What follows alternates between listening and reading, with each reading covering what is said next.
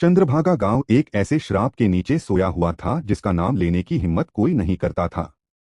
हर पूर्णिमा की रात एक बच्चा अपने बिस्तर से गायब हो जाता, केवल एक चांदी का सिक्का और जले गुलाबों की महक छोड़कर। गांव वाले फुसफुसाते थे चंद्र राजकुमारी के बारे में, एक प्रतिशोधी आत्मा जो बलि मांगती थी। मेहरुन्निसा जानती थी कि सच्चाई इससे भी भयानक थी। 16 वर्ष की मेहर गांव की बहिष्कृत थी, वह लड़की जो कब्रिस्तानों में नंगे पांव घूमती और पीतल के लालटेन में परछाइयां इकट्ठा करती। परछाइयां उससे चिपक जाती, केवल उसी को सुनाई देने वाले रहस्य फुसफुसाते हुए, वे तुमसे डरते हैं पर तुम उन्हें झुका सकती हो। उसके 17वें जन्मदिन की पूर्व संध्या पर एक मरता हुआ सिपाही उसकी झोपड़ी में घुसा। उसकी कवच पर लुप्त हो चुके राज परिवार का चिन्ह था और उसकी उंगलियों ने एक काला गुलाब थामा हुआ था जिससे स्याही जैसा खून टपक रहा था। वह तुम्हारे लिए आ रही है, उसने घरघराते हुए कहा, गुलाब मेहर के हाथों में थमाते हुए।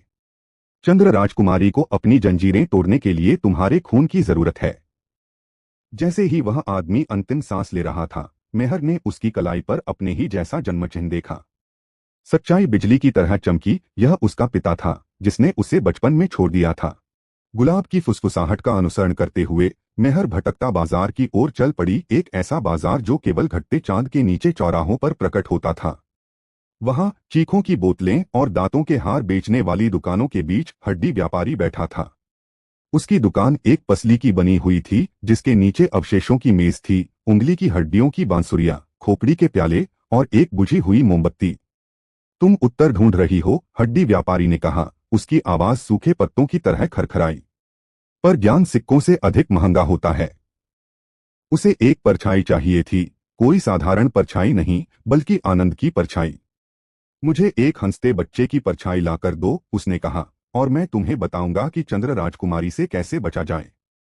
उस रात मेहर गांव के चौक के पास छिपकर खड़ी रही, जहां बच्चे अपने माता पिता की निगरानी में खेल रहे थे।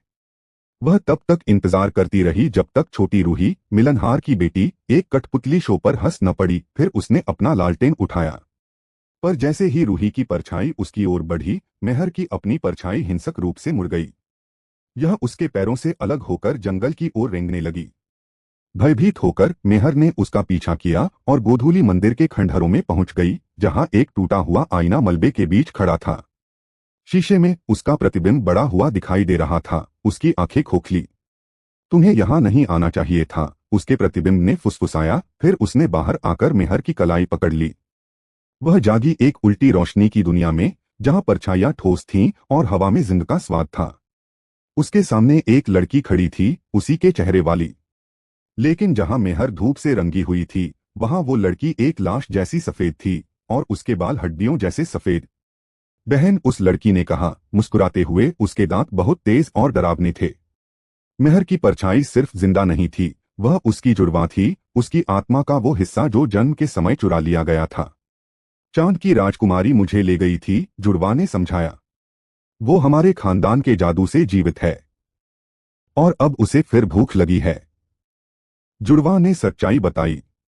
चांद की राजकुमारी कोई आत्मा नहीं थी, वह थी रानी लैला, चंद्रभागा की अंतिम शासक, जिसने अपनी मरती हुई रियासत को बचाने के लिए एक राक्षस से सौदा किया था। राक्षस ने मांगा था खानदानी बलिदान, हर पीढ़ी में एक बहन को खा लिया जाएगा ताकि रानी अमर रह सके। उनके पिता ने मेहर को दुनिया में छुपाकर बचाने की कोशिश की, लेकिन उनकी मां, जो चांद की राजकुमारी की वर्तमान पात्र थी, जुड़वां को बीमा की तरह अपने पास रखे रही। इस चक्र को तोड़ दो, जुड़वां ने गिड़गिड़ाते हुए कहा। उसे मार डालो, इससे पहले कि वो हम दोनों को खा जाए। एक झटका रियन को हिला गया। चांद की राजकुमारी जाग रही थी। जमीन फटी और मेहर को फिर से दुनिया में फेंक दिया, ठीक उसी समय जब लाल चांद उगा। गांव में अफरातफरी मची थी। घर जल रहे थे, परछाइयां जीवित हो गई थीं, बच्चों को मंदिर की ओर खींचती जा रही थीं।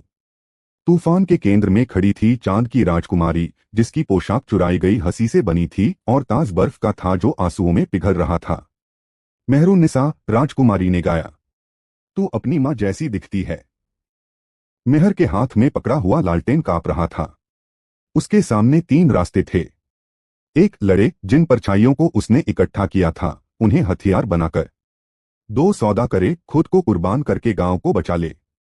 3, लालटेन तोड़ दे, जिससे उसने जितनी भी परछाइयां कैद की थीं, सब आजाद हो जाएं, राजकुमारी के पुराने शिकार भी। उसने विनाश चुना। लालटेन टूट गया। परछाइयों की एक सुनामी उठी, खाए गए बच्चों की आत्माएं, भूले बिसरे देवता और राजकुमारी की अपनी फेंकी हुई यादें। उन्होंने चांद की राजकुमारी को नोच डाला, जैसे कोई पुरानी गुड़िया उधड़ रही हो।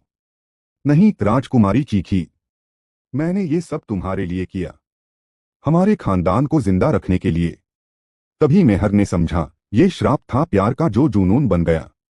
चांद की राजकुमारी राक्षस नहीं थी, वह एक माँ थी जो अपनी संतानों को छोड़ नहीं पाई।